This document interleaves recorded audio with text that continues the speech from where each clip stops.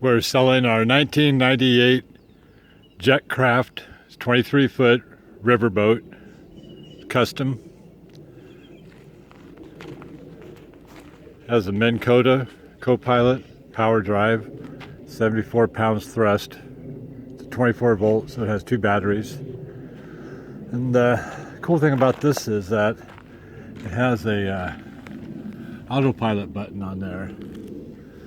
So what you do is you turn it to its heading. It has 2 remotes, or it has a foot pedal, and then you push that button and it'll maintain that course, that heading, until you turn it off or put in a new heading.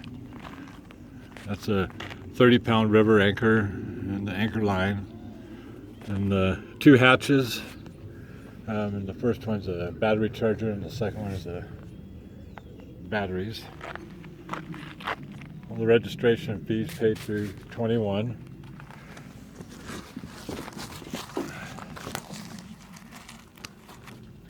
It has 3 snaps up here.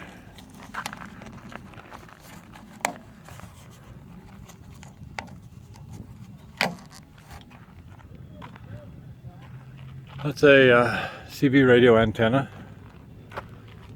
It lowers if I lifting this up. And it drops down. There's 2 clips that hold this one. There's one that holds the VHF. This antenna is longer. So there's 1 clip. There's the other. It has Goodyear Marathon trailer tires on all axles and the spare. They're all new. This is a gunwale cushion. This little cutout was meant to come back here by this anchor point, and then it snapped in place. The blue dock line that took to that fender, that's so that you can operate the fender from standing back here midships. Has a Scotty Electric downriggers, Baker trailer. That's the Lowrance GPS antenna. And the motor box has this option on the door where you can open it up if you need more cooling. Otherwise you just leave it down, which is what we do most of the time. If we're going to be running for long ways and it's hot out, we'd probably raise it up. And that's the Lowrance speed sensor and fish finder. This is for the large ice chest to sit in here, and then we strap it down. This bar is a quick clean. Step on it if you have some foreign material that's gotten sucked up to your intake on your jet. It has a Hamilton jet. And this is a Yamaha 99 high thrust extra long shaft. Electric start with a power tilt and trim, and a TR1 autopilot.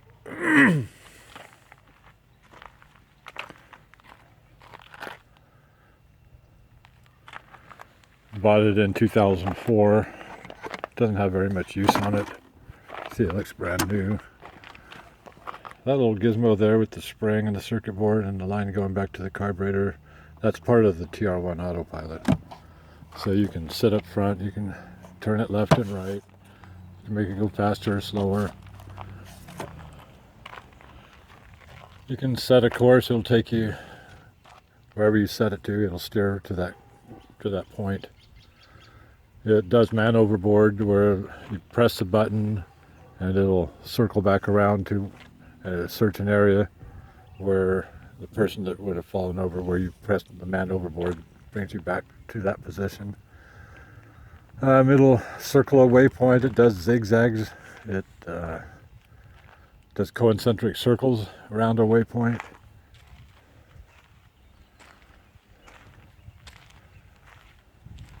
That's the VHF radio antenna. And in 2006 I had the Coast Guard do a safety check on it. They come out and do that. It was pretty interesting. It's a radio antenna. a Baker trailer, single axle brakes, all new brakes,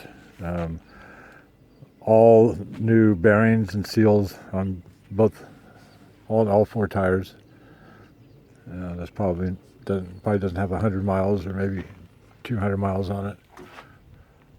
We've had a clean bed in here, air bed, slept in here, camped in it. It's always been stored indoors. It's always been in the shop. The motor starts right up, runs excellent. I have no problems with it.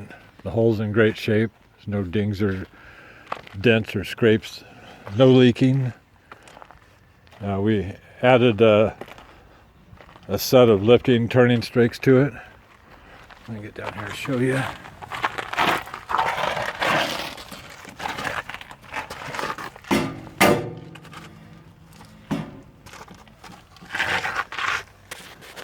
That's these.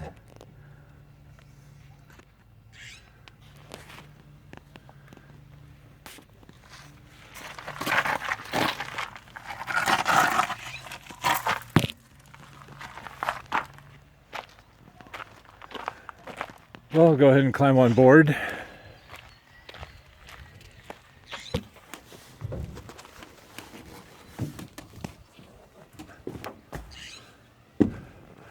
Oh, this wire is for one of these buttons doesn't work, so you have to disconnect here, hook this up to the battery to get it to lower the motor down.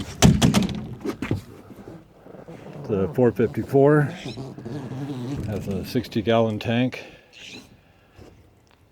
has a Holley high rise, a Holley double pumper, K&N filter. It has the brand is a Guest onboard battery charger. That's a clean out for the Jet. It has a Duracell house battery.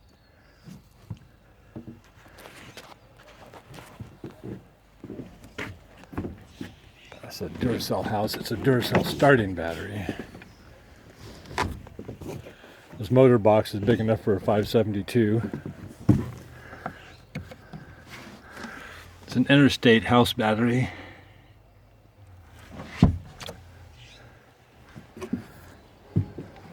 The orange cord is for the onboard charger, the Guest battery charger. It has a washdown pump. It also has a sand trap, which I forgot to point out. This connects here. This is for applying a slight positive voltage through here to the downrigger wire to attract fish. It's called a Pro Troll black box. And the controls for that up front. Have a locking rod box and a non-locking on this side. And then the back here is zippered, so you keep the mosquitoes out. I don't know how people do it. I see them out on the river all the time, and I see just being chewed alive, just sitting there like nothing's going on. There's the hardwired remote for the trolling motor. There's a flotation cushion, 2 dock lines. The blue with the stripe on it is a shorter, the solid blue is a longer dock line. It's a set of tools, lug wrench, flashlight, one of the 6x9s with the stereo. These are air ride adjustable swivel seats. And then this is the remote control for the kicker motor. And most I really ever use it is the up and down is for fast or slow.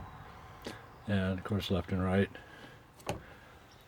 So I can just sit up here and steer it. The VHF submersible unit in.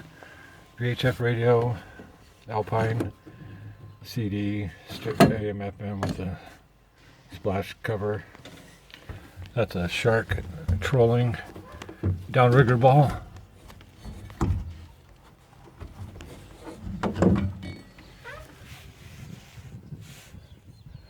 kind of cloudy right now, but if that were sun were shining on, that would really be reflecting a lot of light.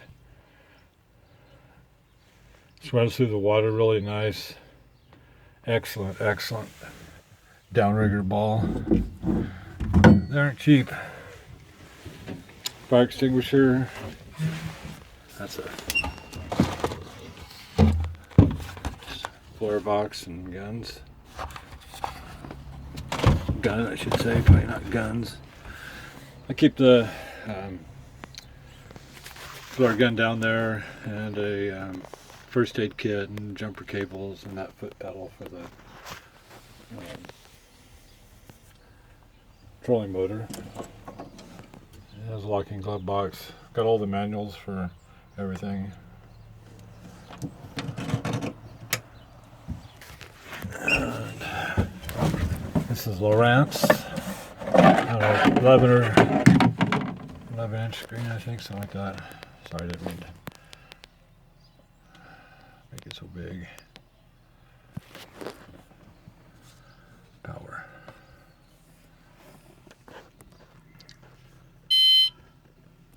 So it says, don't rely on this for your primary source of navigation. So you just hit exit. And it has different controls on here where you can select zoom in or out. You can select different kinds of pages or menu. This is your waypoint, so you could press that and you can, and it's probably hard to see on there. Well, there you go. Those are some of your choices. Or you can have a full map, digital map, I usually have a map with sonar. That's what it's set for right now. So I'm going to exit. So it shows we're 8 foot deep and it's 76 degrees out and we're not going very far. We're not fast, 0 miles an hour. And it's running a graph of the floor there. You can see how solid, that's because this is just packed with hard dirt here. It has a chart plotter, and it has where you can put chips in here, different maps, so it depends on where you're going. And then it also interfaces to the TR1 autopilot.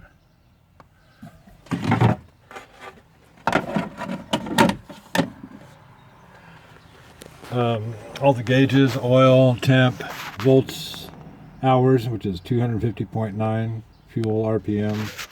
It's a CB radio, it's a Uniden also. You have all your circuit breakers over here for the bilge and blower and all that. And this is for your heater defroster. It has vents on both sides down here at the floor. Oh, and it has these lights on the sides. Push it down, it turns it pointing down, or you can tilt it up and it points up. It comes on. So in this hatch is the Minn Kota trolling motor battery charger. It charges both batteries at the same time. It's a two charger, dual charger.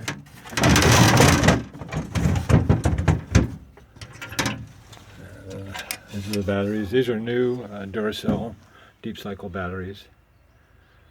And this one time was a live well. I converted it over to hold the batteries, but it could be easily just changed back to a live well again. There's a drain plug over there.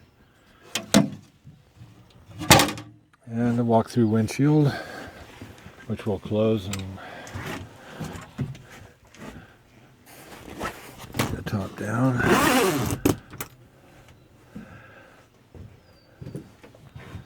So, what it looks inside. The sunbrella is really nice in the summertime. It's so hot outside, and you go someplace, it really knocks that sun down, and having the extra fan in here. The boxes I'm going to show you, they're seats. They went right in here. They're 5 foot long. And it would have been cool to make like a platform or something and make a bed out of the whole thing, which I think maybe some people do. I thought about it, but I don't know. We just have a queen size air mattress. That seemed to work pretty good. Probably easier to store than whatever the platform would be. So I'm going to go and show you the boxes, the seats. These are two more covers for the boat. The small one is for the bimini top, and then the large one is for the whole boat itself, with the top down. And here's our seats I was talking about.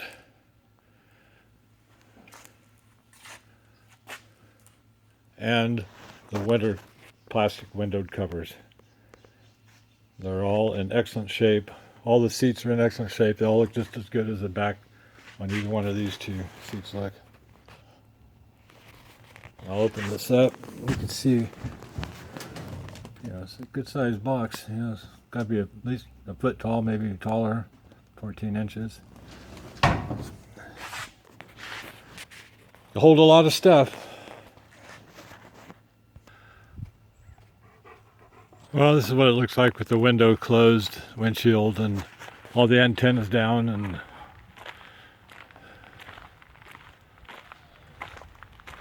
it's been a great boat. I really don't have any problems with it at all. All I've ever gotten is compliments. Everybody that you talk to has got something good to say about it.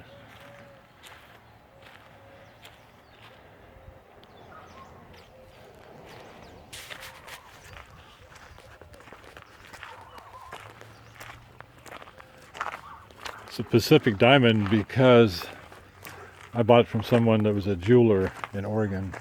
I don't know how long I've had it. I was just kind of wondering about that. You know, I had the 06 sticker, and I know I had it for a couple years before that, so it's probably 5 years old when we bought it, would be my guess. Well, thanks for watching.